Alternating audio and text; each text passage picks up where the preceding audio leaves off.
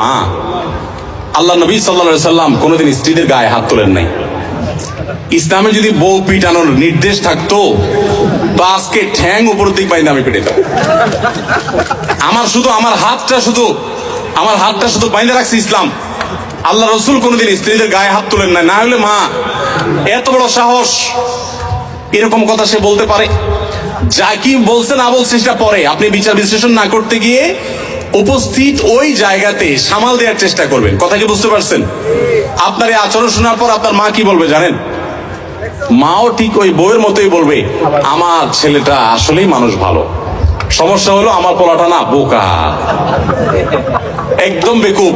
এই জন্য সেই তো বউয়ের কাছেও বেকুব থাকলে মায়ের কাছেও, কিন্তু আপনাকে কেউ দোষী সাব্যস্ত করবে না। আর যদি পণ্ডিতি করে বউরে বলতে চান, ঠিক আছে আমি দেখতেছি, থামো তুমি। মা কিভাবে এসব কথা বলে? এরপর যেমন মা কই আছো তুমি, এদিকে আসো। এবার বৈশাখ মার সাথে আলাপ শুরু করল, ওখানে বাঁধবে একটা ইউক্রেন রাশিয়া যুদ্ধ, বিশাল কাণ্ড হয়ে যাবে। ওই কাণ্ড করার পর বউয়ের কাছে আইসা যদি মনে করেন যে বউয়ের জন্য মার সাথে ঝগড়া করছি, বউ মনে হয় খুশি হবে, জীবনও খুশি হবে না।